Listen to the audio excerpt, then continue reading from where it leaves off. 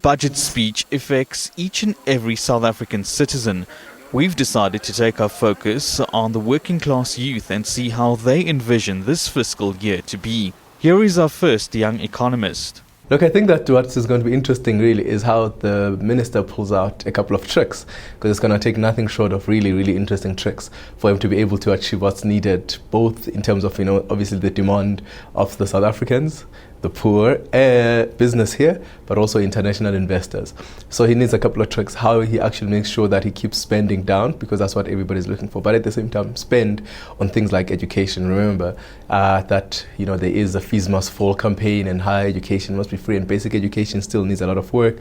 He has to talk a little bit about the, health, and what's going to happen with some of the investment that has been done. So there's a lot of stuff he has to do, and he is constrained in terms of revenue, right? The economy isn't growing, but he has to find ways to actually bring us some money. Daniel runs a biokineticist practice with his business partner at an upmarket Sandton gym. And this is what he has to say about the past financial year. The operational expenditure of our business has increased, so our margins, profit margins, have been affected by the increase in costs over the last year. However, the business still remains strong, and we've just had to plug some holes and adapt to the current economic environment that we're operating in. Unfortunately, we've had to cut back on costs, so things budgeting for adding more staff to our business, we've had to put on hold for the time being. And certain added services and technology that we wanted to introduce to the business and offer to our clients has been put on hold. Most of the technology comes from America and Germany, so it's highly influenced by the weakening of the rand.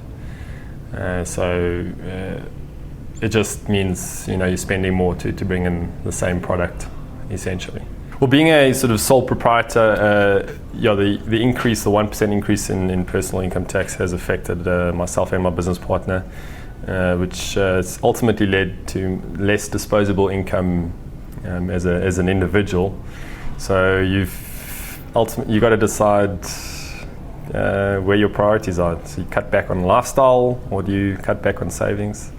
And it's ultimately up to the individual itself. In business, you've always got to adapt, and we've had to increase our marketing efforts, if I can call it that. So thankfully, that has mitigated the loss of any business. So the business still is thriving. We've had probably one of our best years, so it's not all doom and gloom out there. Lerato works as a secretary, and she explains to us how she budgets each and every month. I look at my income for the month and start minusing or subtracting what's important. Well, my biggest expense is the house bond, groceries and transport, as the petrol has gone up also. All expenses that are increased yearly, like school fees and short-term insurances, like car insurance and policies, funeral policies. Started eating out less weekend travel, and limited hair and nail care.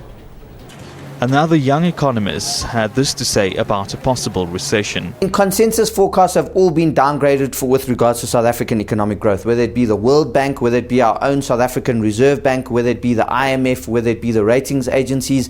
And the majority of these institutions now have us at sub 1% economic growth. Now, there's something called a technical recession and something called an effective recession. A technical recession, we have to see 2 consecutive quarters of negative growth. We obviously haven't seen that yet, and we're not projected to see that. But in terms of an effective recession, our economy is growing so slowly and our unemployment rate is so high. For all intents and purposes, it feels like we are in a recession. So the ratings agencies have warned about this, and it's part of the reason all of them have us on negative watch with regards to our credit rating outlook. As you can see, what Finance Minister Pravin Gordhan says tonight has an impact on each and every South African. Kirat Lalla, Morning Live.